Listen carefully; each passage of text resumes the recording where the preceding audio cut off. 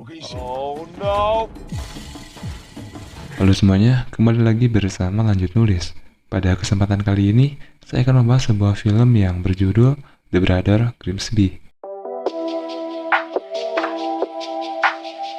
Film ini menceritakan petualangan seorang mata-mata Inggris yang berasal dari Grimsby. Dia ini merupakan mata-mata Inggris yang tengah menjalankan misinya, namun justru diganggu oleh saudaranya yang dungu dan konyol. Meskipun awalnya mereka tidak dapat bersatu, namun akhirnya mereka bisa bersatu dan menyelamatkan dunia. Namun sebelum masuk ke alur ceritanya, kembali saya mengingatkan jika video ini mengandung full spoiler, dan saya sangat menyarankan untuk menonton filmnya terlebih dahulu. Jadi tanpa berlama lagi, inilah alur ceritanya. Film dibuka dan menampilkan seorang pria yang merupakan agen bernama Sebastian yang memiliki tugas untuk menangkap seorang yang terlibat sindikat. Dia bernama Jordan Brider. Waktu penyergapan pun tiba, namun Sebastian tidak mudah untuk menangkap Jordan karena dia memiliki penjaga yang bersenjata. Baku tembak antara Sebastian dan penjaga Jordan pun tak terelakkan. Jordan lalu kabur dan mendapatkan sebuah bantuan. Karenanya, Sebastian diinstruksikan untuk mundur terlebih dahulu. Akan tetapi, Sebastian tetap melanjutkan misinya. Sebastian pun berhasil menangkap Jordan dan ditembakkan sebuah racun yang akan membunuh Jordan dalam beberapa menit. Lalu Sebastian bertanya tentang sindikat Maelstrom. Jordan menyebutkan sebuah nama yaitu Rhonda George yang merupakan seorang pembunuh, dan diketahui jika Rhonda adalah seorang aktris yang dermawan dan akan menggelar acara penyembuh dunia selama 2 hari. Lalu Sebastian diminta untuk menghadiri acara tersebut. Lalu Sindur pindah ke arah sebuah pesta yang diadakan karena Inggris memenangkan sebuah pertandingan sepak bola. Lalu seorang pria masuk ke pesta dan mencari seorang pria bernama Nobby. Dia memberitahu jika sepupunya yang bernama Digger menemukan adik Nobby yang telah lama hilang saat Digger mencuri sebuah mantel di pesta mewah. Nobby diberitahu jika adiknya bernama Sebastian akan menghadiri pesta mewah pada esok hari, dan Nobby telah mendapatkan tiket karena sebelumnya Digger telah mencurinya. Sindur pindah ke arah acara penyembuh dunia yang telah ramai dihadiri oleh orang termasuk pemimpin dunia dan aktris terkenal. Sementara itu, Nobby bertanya kepada orang di sana apakah mereka melihat Sebastian. Acara pun dimulai dan Rhonda menaiki panggung untuk menyampaikan pidatonya. Lalu Rhonda memanggil seorang anak pengidap HIV/AIDS yang bernama Halidi untuk naik panggung dan menceritakan kisahnya. Sebastian yang berada di tempat itu mengamati kameramen yang menghilang dari posisi awalnya, dan Sebastian menyadari jika kamera yang kameramen bawa itu adalah sebuah senjata.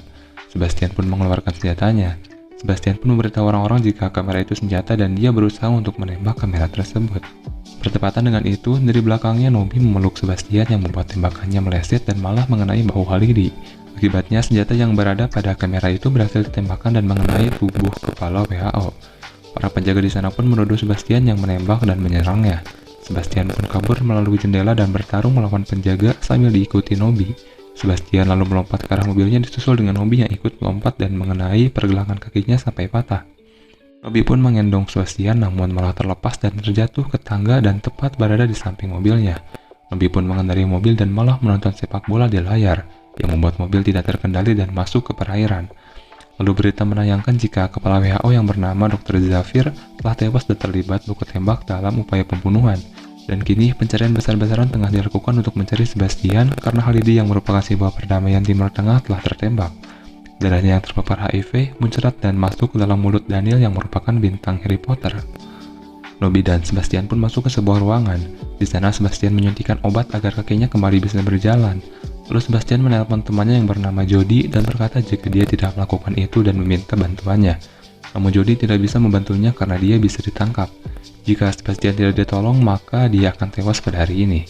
Jody memberitahu jika Ledford mengaktifkan seal code yang merupakan psikopat dan artinya perintah pembunuhan. Sebastian pun meminta Jody untuk mencari identitas pembunuh Zafir atau si kepala WHO, dan hanya itu yang bisa membersihkan nama Sebastian kembali. Lalu Nobby tidak sengaja menembakkan alat pelacak ke leher Sebastian, dan Nobby membawakan hadiah tiket final Inggris di kejuaraan Piala Dunia. Lalu Sebastian membereskan barangnya karena dia harus sembunyi dan mengucapkan selamat tinggal untuk Nobby. Lalu Nobby mengatakan jika dia punya tempat persembunyian yang bagus. Mereka berdua pun datang ke kota asalnya yang bernama kota Grimsby. Mereka berdua pun masuk ke rumah Nobby dan Sebastian terkejut melihat Nobby yang sudah memiliki anak cucu. Nobby pun memperkenalkan Sebastian kepada anak-anaknya. Lalu Sebastian melihat sebuah tembok yang penuh dengan foto dirinya. Sebastian lalu mengingat masa kecil dirinya dan Nobby yang kehilangan orang tuanya lalu dimasukkan ke sebuah panti asuhan. Lalu Nobby mengajak anak-anaknya untuk melihat foto perjalanannya di London. Dalam salah satu foto, Sebastian melihat pembunuh itu di belakang Nobby. Lalu Sebastian menelpon Jody dan memberikan foto si pembunuh itu. dan Sebastian menyuruh Jody untuk mencari identitasnya dan harus mengakses jaringan pengenalan wajah global. Sebastian pun meminta Nobby untuk mencarikannya tempat yang lebih aman. Nobby pun membawa Sebastian ke stasiun kereta yang membuat teringat masa lalu saat Nobby meninggalkannya di kereta. Nobby pun membawa Sebastian ke tempatnya berpesta. Namun Chilcot telah mengetahui karena di tempat pesta itu tertulis "Selamat datang untuk mata-mata". Kini tempat pesta itu telah dikepung oleh polisi. Lalu Nobby memberitahu anak-anak jika para polisi itu adalah pendukung MU dan menyuruhnya untuk memperlambat mereka dan sebagai imbalannya sekolah anak itu akan dibakar. Nobby dan Sebastian pun kabur ke arah pabrik ikan. Sebastian dan polisi itu terlibat baku tembak sampai Sebastian terkena sebuah racun di pundaknya. Sebastian lalu menyuruh Nobby untuk mengesap pundaknya dan memuntahkan racun tersebut.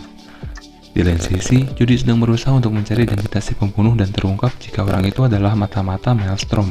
Dan kini, Ledford mengetahui jika Sebastian bersama dengan kakaknya dan menginstruksikan untuk membunuh mereka berdua. Sebastian lalu ditelepon Jody dan diberitahu jika pembunuh itu bernama Pavel Lukashenko dan kini dia sedang menuju Afrika Selatan. Jody juga memberitahu jika Ledford akan membunuh kakak dengan keluarganya, dan kebetulan Sebastian melihat ikan yang akan dikirim menuju Afrika Selatan. Mereka berdua kini berada di Afrika.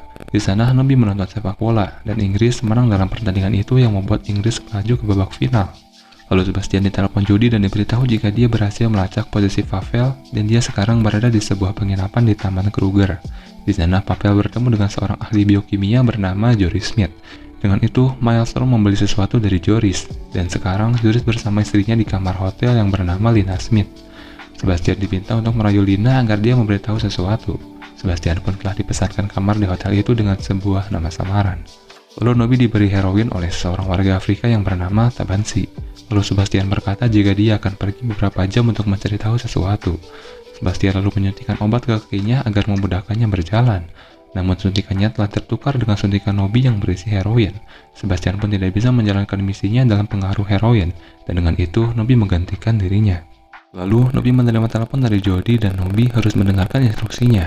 Nobby pun memasang semua peralatan mata-mata Sebastian. Nobby pun telah sampai di hotel yang ditempati Lina dan ditugaskan untuk merayunya agar memberi sebuah informasi.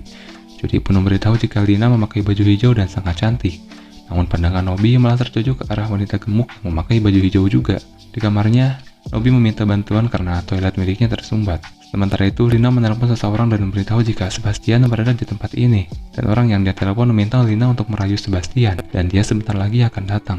Lalu Lina masuk ke kamar Nobby dan merayunya. Namun Nobby tidak paham dengan apa yang Lina maksud. Lama kemudian wanita gemuk itu datang dan Nobby langsung menyuruhnya masuk. Sementara itu, Nobby menyuruh Lina untuk memperbaiki toiletnya yang rusak. Ledford lalu mendapatkan sinyal dari lensa Sebastian dan menemukan lokasinya, lalu mengirimkan koordinat kepada Chilcot. Sementara itu, di kamarnya Nobby didatangi Joris bersama orang-orang bersenjata.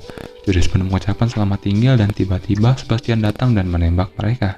Sebastian lalu menanyai Lina barang apa yang Pavel beli. Lina mengatakan jika Pavel membeli semacam virus dan akan menggunakannya esok hari. Sebelum mendapatkan informasi virus itu akan digunakan di mana, tiba-tiba Chilcot dan orang-orang bersenjata lain datang dan menyerang mereka berdua. Mereka berdua pun berlari dan sampai di sebuah padang yang berisi gajah. Sebastian menyadari jika tidak ada tempat untuk bersembunyi. Namun Nobby mempunyai sebuah ide. Chilcot pun menyuruh anggotanya untuk mencari mereka berdua sampai dapat. Dan ternyata mereka berdua masuk ke dalam kemaluan gajah.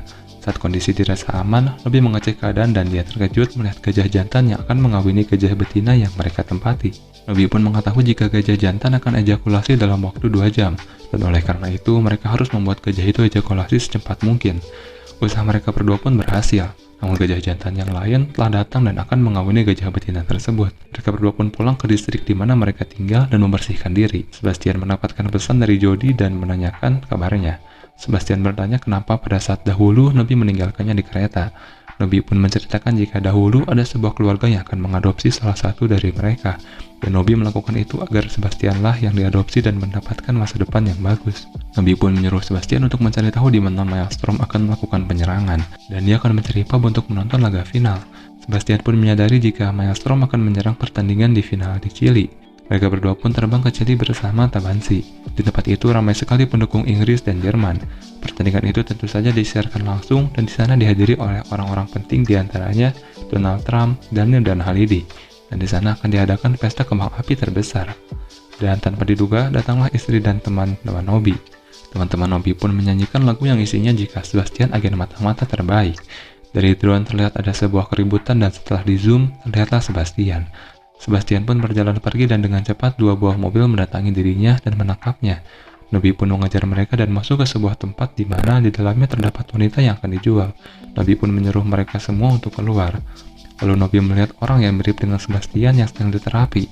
Nobi pun berinisiatif untuk menolongnya. Setelah itu Nobi menyadari jika itu bukanlah Sebastian. Sebastian pun dibawa ke gedung Maelstrom dan disiksa. Dan di sana dia bertemu dengan Ronda yang memberitahunya jika dia akan meluncurkan sebuah virus bernama RD9 di pertandingan final. Dan setelah itu, puluhan ribu orang yang terinfeksi akan kembali ke negaranya dan menyebarkan virus. Dan tujuannya untuk mengurangi populasi dunia yang berlebihan.